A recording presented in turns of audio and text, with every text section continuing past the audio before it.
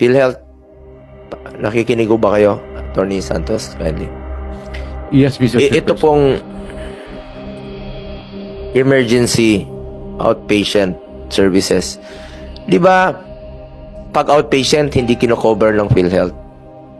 Bakit hindi nyo ito i-cover? Napapansin ko, kailangan i-admit muna ng isang araw para i-cover ng PhilHealth. Mas gastos yun. Kasi magbabayad sila sa kwarto. Ba't hindi nyo i-cover yung kadalasan minor cases? Baka pwede nyo pag-aralan itong pulisiyang ito.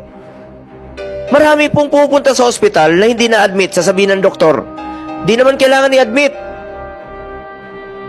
Dahil kaya naman outpatient. Pero hindi sasagutin ng PhilHealth. Ang sasabihin, magpa-admit ka muna para sagutin ng PhilHealth. Mas gasto sa kwarto yun.